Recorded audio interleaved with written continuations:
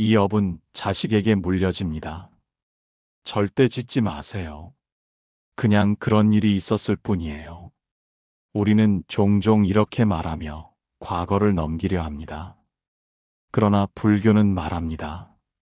그 그냥이란 말 속에도 업이 싹 튼다고. 업이란 한자로는 일업자를 씁니다. 본디 뜻은 짓는다는 것입니다. 우리가 어떤 행위를 했을 때 그 행동은 사라지는 것이 아니라 흔적을 남기고 씨앗처럼 남아 언젠가 열매를 맺는다는 가르침입니다. 불교에서 말하는 업은 단순히 잘못만을 의미하지 않습니다. 말과 생각, 행동 모두가 업이 될 수 있으며 선업도 있고 악업도 있습니다.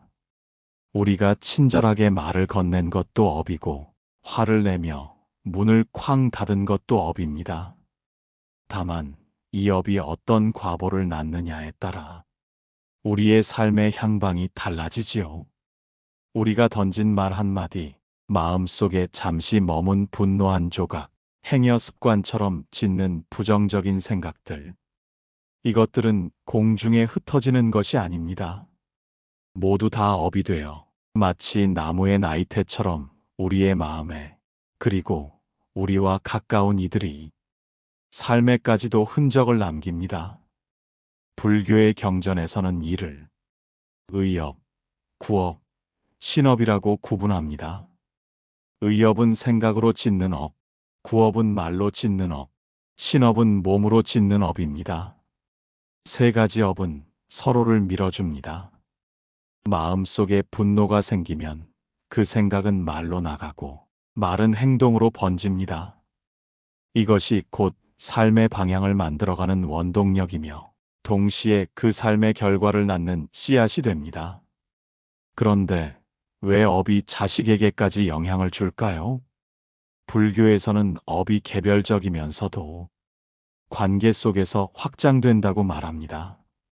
특히 부모와 자식 간의 인연은 깊고도 끈질긴 인과의 실타래로 엮여 있습니다. 가장 가까운 관계 안에서 업은 공기처럼 전이됩니다. 화내는 부모 밑에서 자란 자식은 언젠가 자신도 모르게 그 똑같은 말투로 누군가에게 화를 냅니다.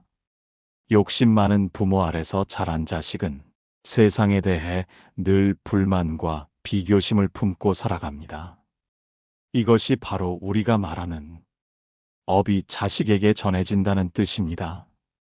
단순히 피를 나눴기 때문이 아니라 삶을 나누었기 때문입니다. 하루하루 함께 살아오며 우리가 무심코 뿜어낸 감정의 기운, 말의 습관, 행동의 패턴이 자식에게 자연스럽게 녹아드는 것이죠. 말이 아닌 진심, 훈계가 아닌 습관이 자식에게 업으로 전해집니다. 이제부터라도 우리가 자식에게 물려줄 가장 중요한 유산은 재산이 아니라 마음의 자취라는 사실을 되새겨야 합니다. 어떤 마음으로 하루를 살았는가, 어떤 언어로 자식과 대화했는가, 어떤 감정으로 세상을 바라봤는가.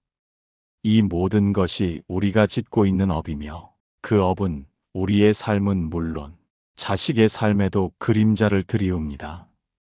그러므로 오늘부터가 중요합니다.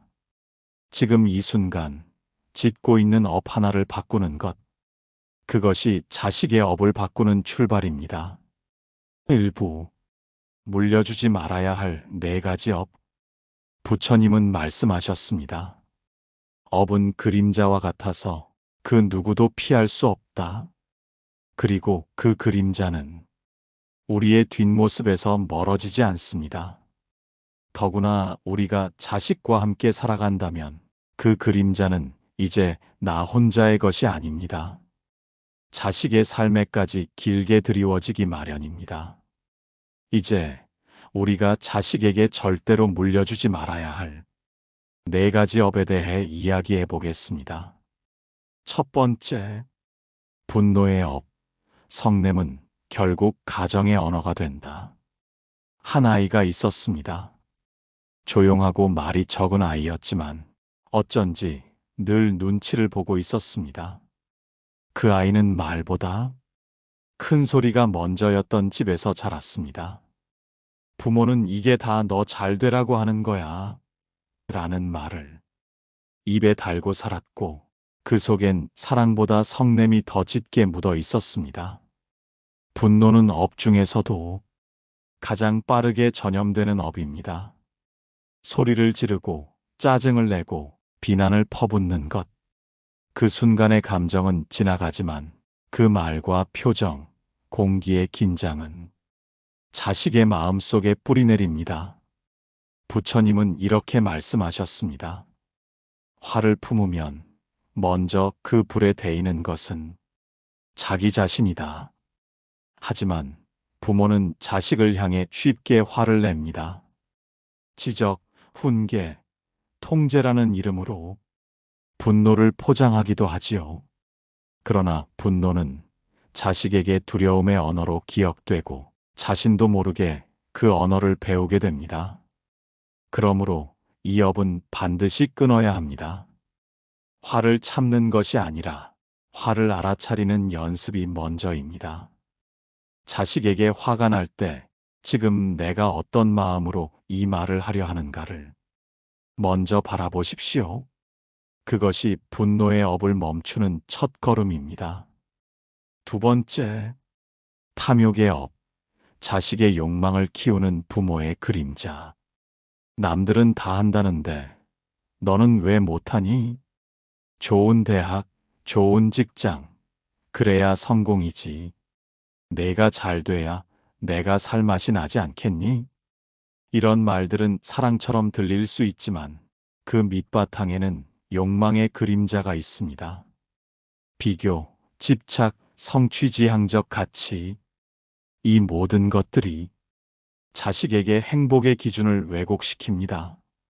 불교에서는 탐욕을 삼독심 중 하나로 꼽습니다. 탐욕은 채워도 채워도 더 허기지게 만드는 마음입니다. 그 마음이 부모에게 있을 때 자식은 평생 더 나아야 한다는 압박감 속에서 살게 됩니다. 부처님께서는 말씀하셨습니다. 만족을 아는 자가 가장 부유하다. 부모가 삶에서 족함을 알고 살아갈 때 자식도 삶을 있는 그대로 받아들이는 법을 배웁니다.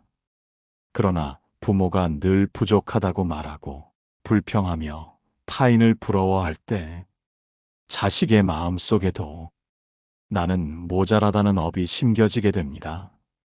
부모가 지혜롭게 만족하는 삶을 살면 그것이 자식에게 물려주는 가장 큰 복입니다.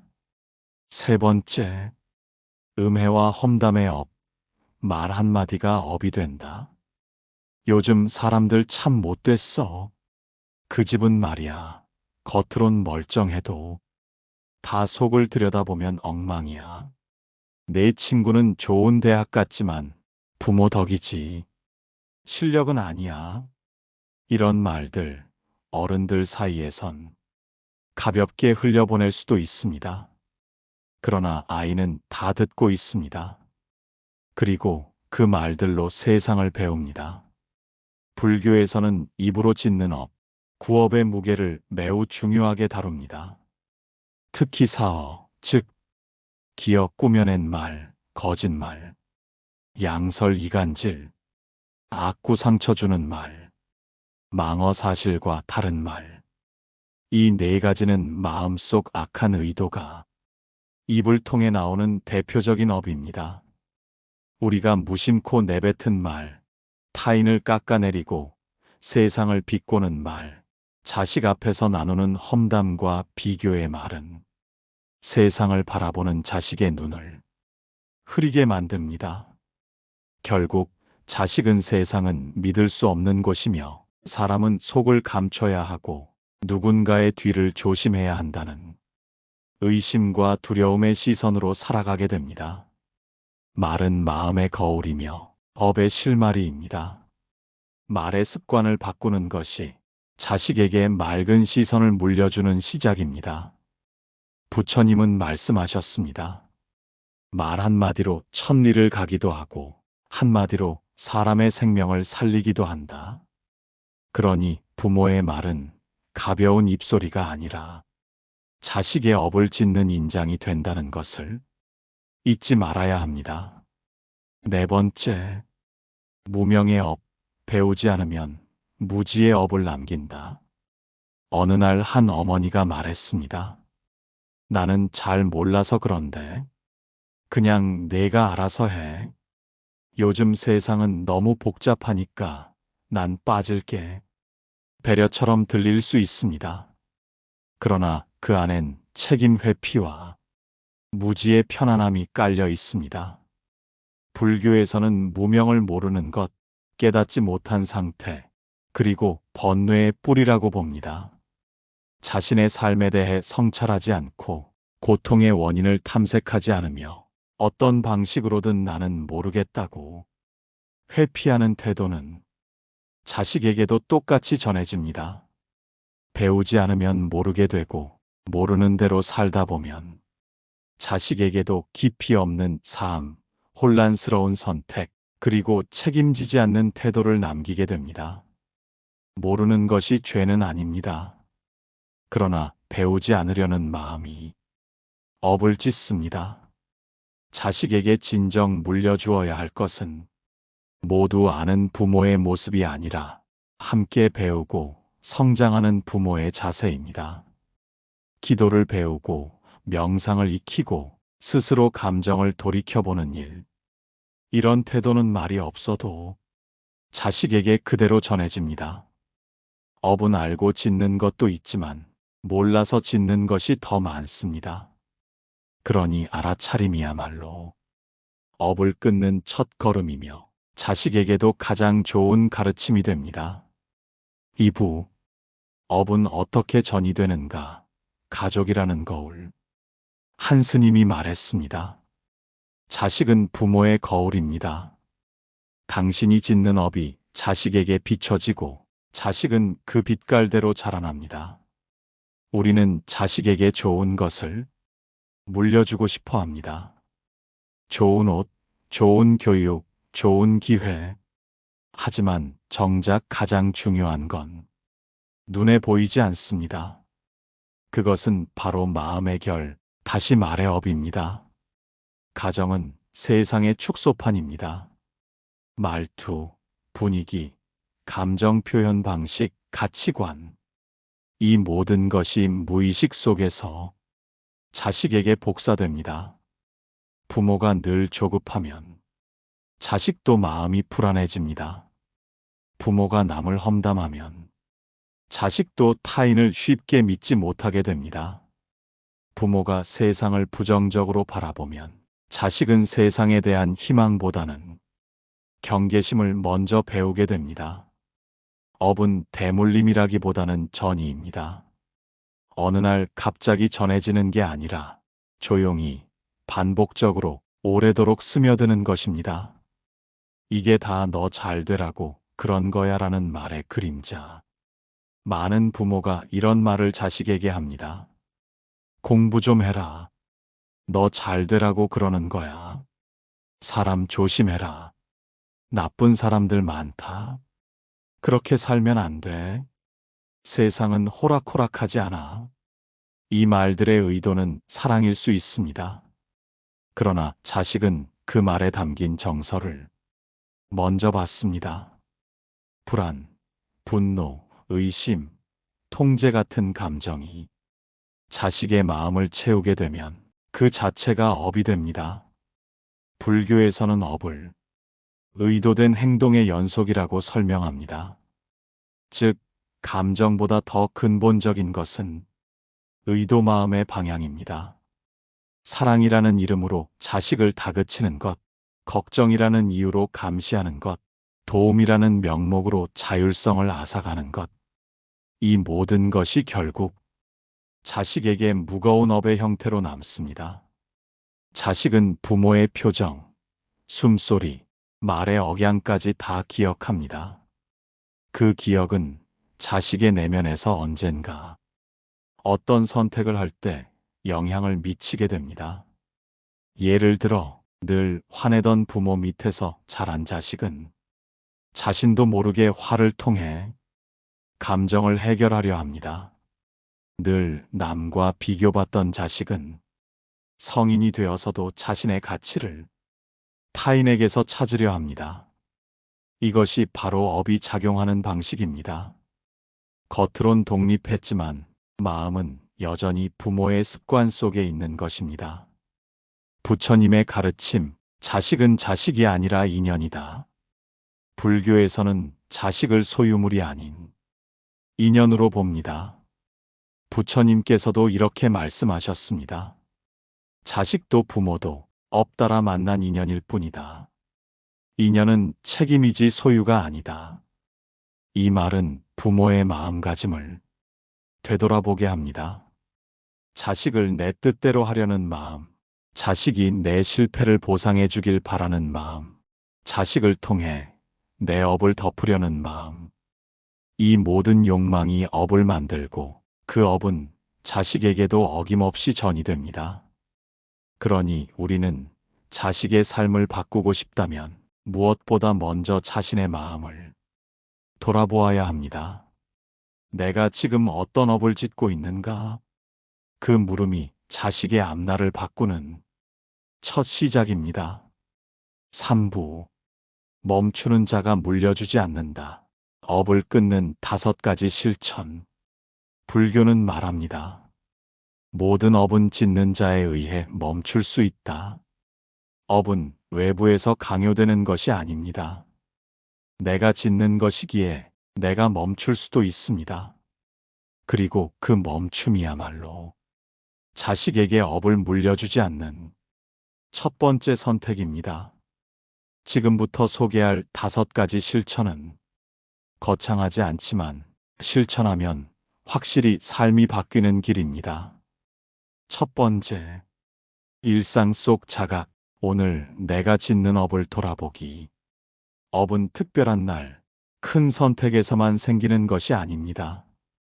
오히려 가장 일상적인 순간, 눈빛 하나, 말 한마디, 속으로 스쳐 지나가는 생각 하나에서도 업은 지어지고 있습니다.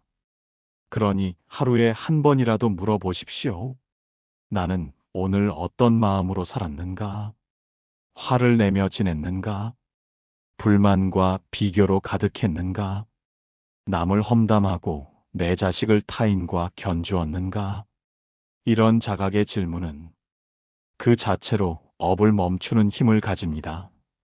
자각은 수행의 첫 시작이자 업의 끈을 푸는 열쇠입니다.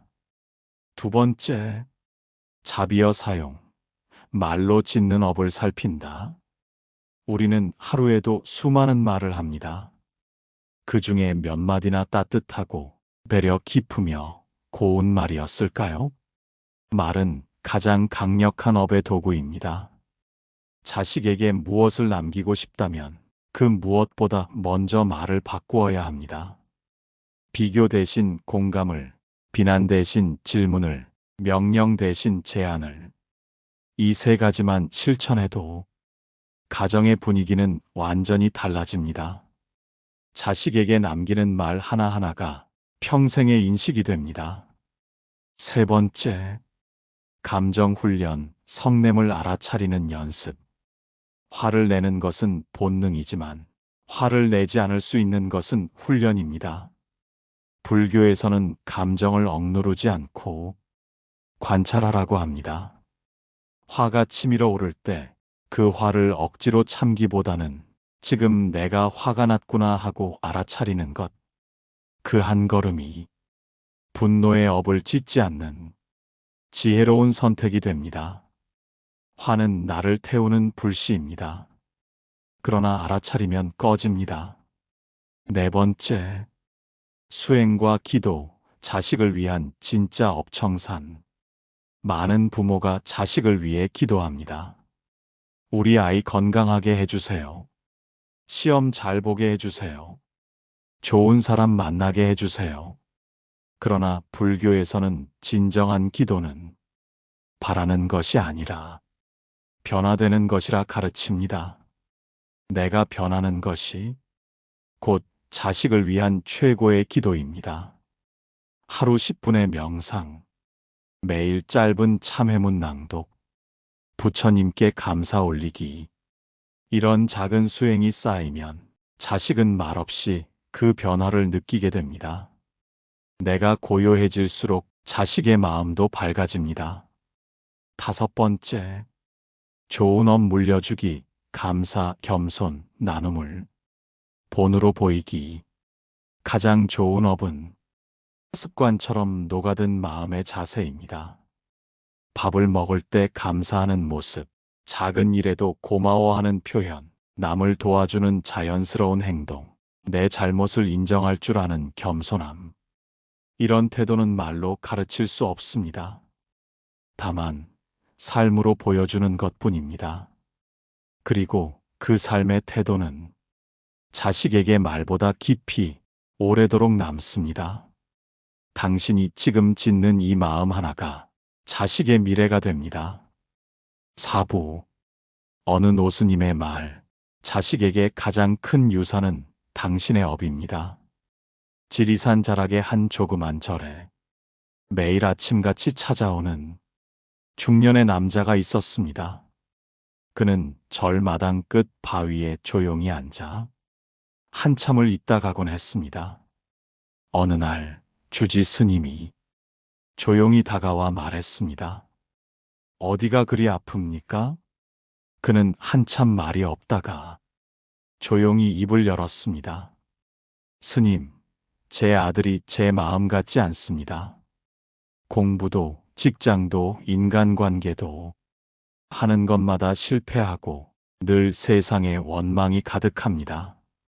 그래서 여기 와서 절이라도 올리면 뭔가 나아질까 싶어 매일 옵니다. 스님은 조용히 그의 눈을 바라보며 말씀하셨습니다. 아들을 위해 절을 올리는 것도 좋지요. 하지만 먼저 물어보셔야 합니다. 당신은 지금까지 어떤 업을 지어 오셨습니까? 그 남자는 잠시 멍하니 있다가 서서히 입술을 떨며 말을 잇기 시작했습니다. 그 아이 어릴 때부터 많이 혼냈습니다. 남들보다 잘하길 바랐고, 그래서 늘 닥달하고, 실수하면 매섭게 질책하고, 한 번도 그냥 안아준 적이 없었던 것 같아요. 그 아이가 저를 미워하는 것 같아요. 그래서 자꾸 인생을 망치는 것 같고. 스님은 말없이 듣고 계시다가 한 말씀을 남기셨습니다. 자식은 부모의 인격을 담는 그릇입니다. 당신이 지은 업이 아직 그 안에 담겨 있는 것뿐입니다. 그러나 그 그릇을 다시 씻을 수 있는 사람도 결국 당신밖에 없습니다. 그날 이후 그 남자는 절에 올 때마다 아들을 위해 절을 올리면서도 자신의 과거를 참회하기 시작했습니다. 그날의 말 한마디, 지나쳤던 표정, 사랑이었지만 강요였던 순간들, 그리고 스님이 알려준 참회문을 매일 읊었습니다. 지은 죄를 진심으로 참회하며 지금부터는 자비와 정진의 삶을 살아가겠습니다. 몇 달이 지나 그 남자는 더 이상 아들을 바꾸고 싶다는 말을 하지 않았습니다. 대신 이렇게 말했습니다. 스님, 제 안이 조용해졌습니다. 이 조용함을 아들도 느끼게 하고 싶습니다.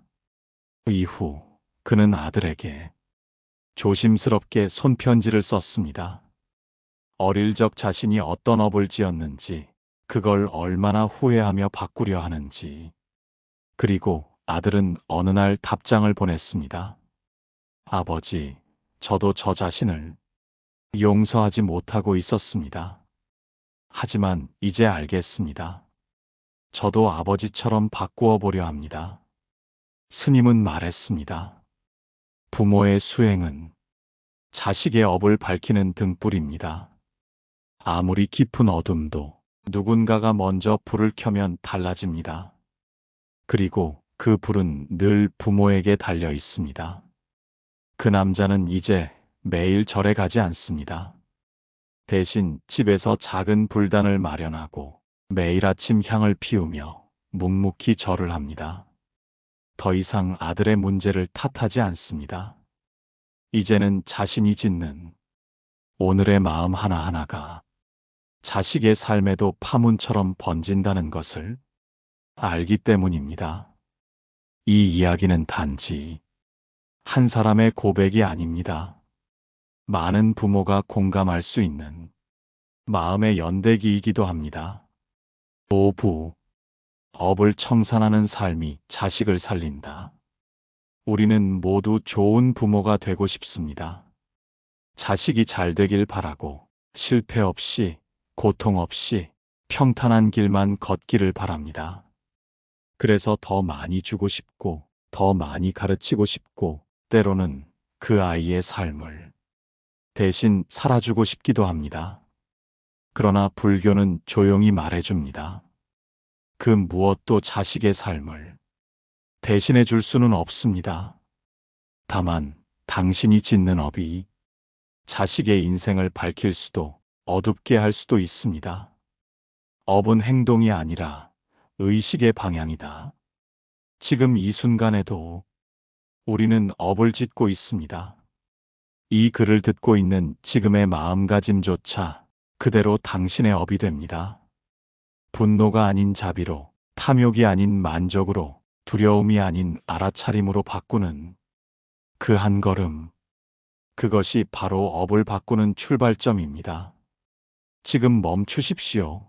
그리고 바꾸십시오.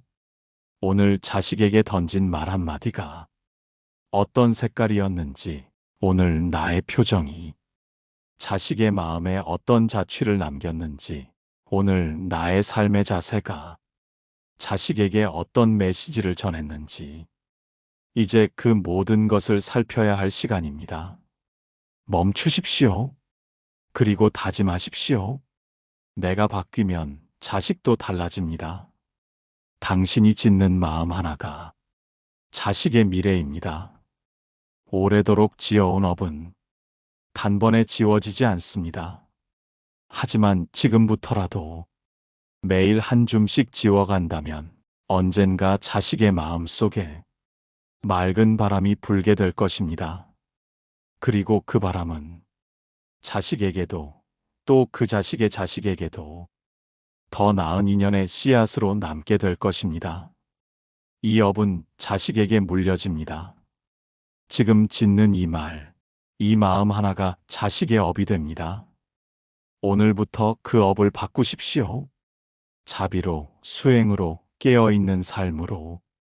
그것이 자식을 살리는 길이며 부모로서 지을 수 있는 가장 큰 복입니다. GSM물 채널을 시청해 주셔서 감사합니다. 오늘의 가르침이 여러분의 마음에 평화를 주기를 바랍니다. 구독과 좋아요 부탁드립니다.